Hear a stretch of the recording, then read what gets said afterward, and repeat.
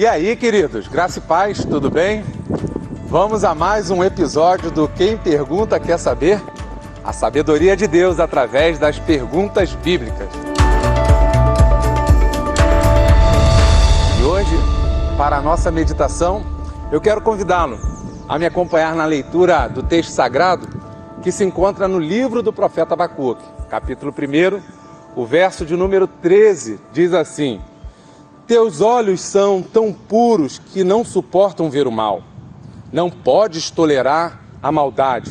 Então, por que toleras o perverso? Por que ficas calado enquanto os ímpios devoram os que são mais justos do que eles? Eita! O texto da nossa meditação, ele se encontra no livro do profeta Abacuque, e esse livro ele começa com uma queixa. Nós estamos ouvindo as palavras do coração de um profeta queixoso.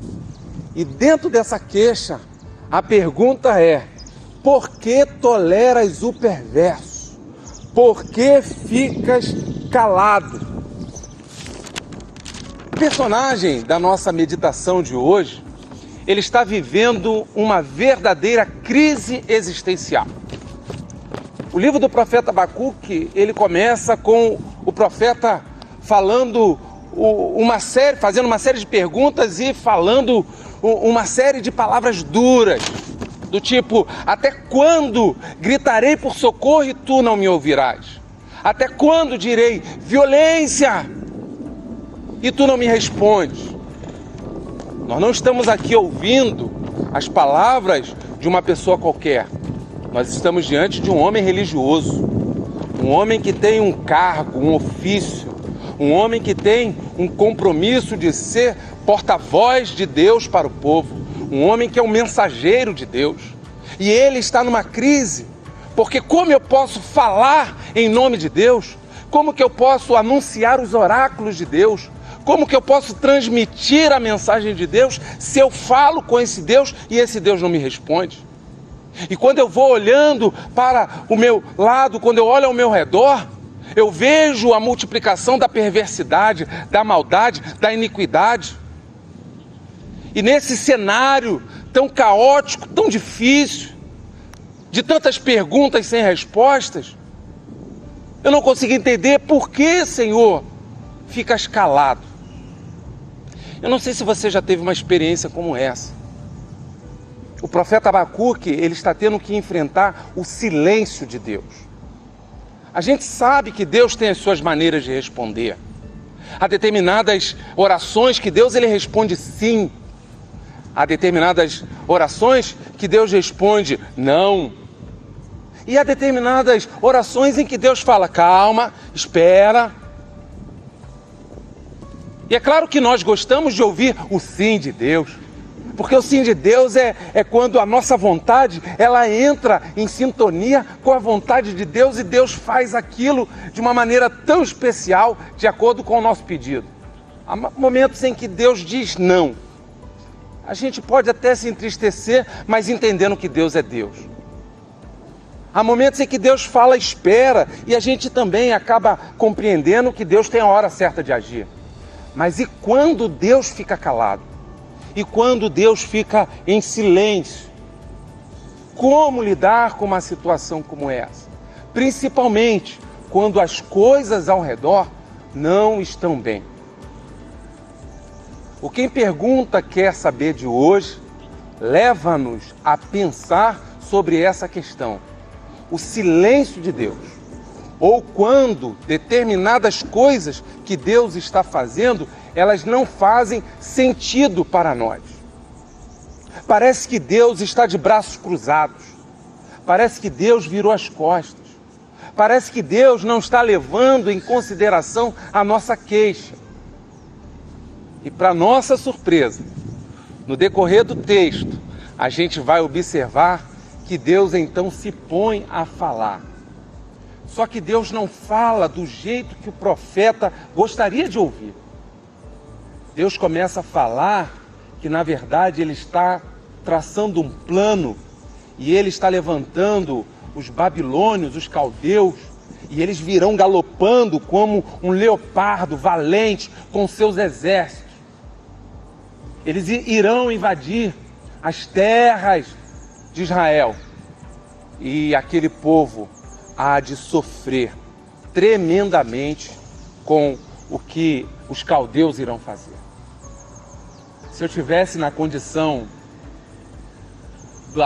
de Abacuque naquele momento, eu ficaria pensando assim, poxa, era melhor que Deus ficasse calado do que ter que ouvir isso.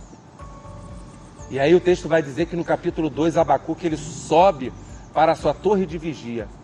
E ele então vai preparar o seu coração para tudo aquilo que Deus está fazendo. Ele fala, eu vou aquietar a minha alma. Eu vou ficar atento, percebendo a maneira de Deus agir.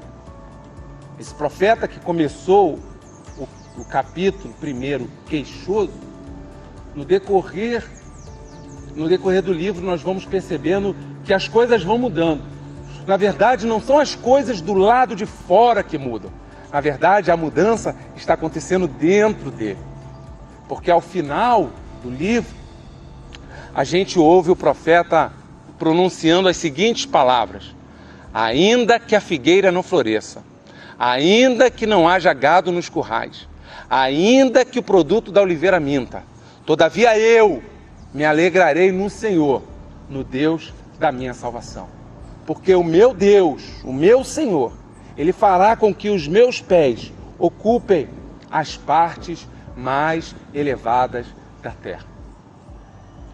Esse momento é um momento muito especial, porque aquele que começou se queixando, agora ele termina fazendo melodia. Ele está diante de uma linda poesia, ele está elaborando uma canção e dizendo, eu me alegrarei no Senhor. Como isso é difícil? Fala a verdade. Como nós somos circunstanciais. Como a nossa alegria é condicionada à situação que nós estamos vivendo. O profeta entende que Deus ele está no comando, no controle e conduzindo todas as coisas para o cumprimento dos seus planos. Foi isso que o apóstolo Paulo, lá em Romanos capítulo 8, muito bem afirmou. Deus age em todas as coisas para o benefício daqueles que o amam.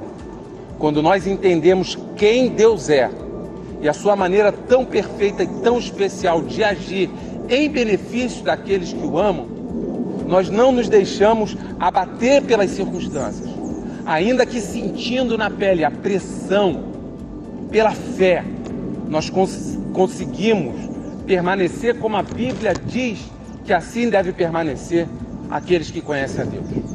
Porque os que confiam no Senhor, eles são como o monte de Sião, que não se abalam, mas permanecem para sempre.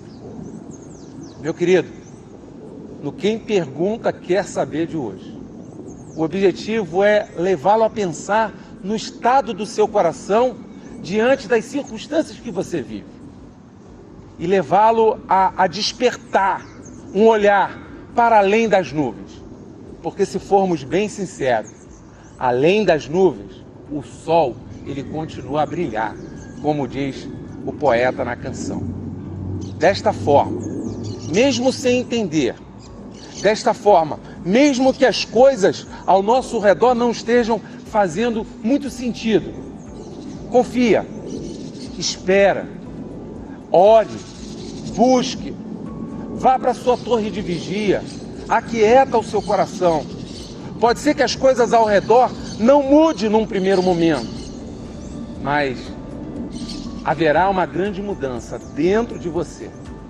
Pode ser que Deus não acalme a tempestade ao seu redor, mas Ele use muito bem a tempestade ao seu redor para acalmar o seu coração e transformar a sua vida.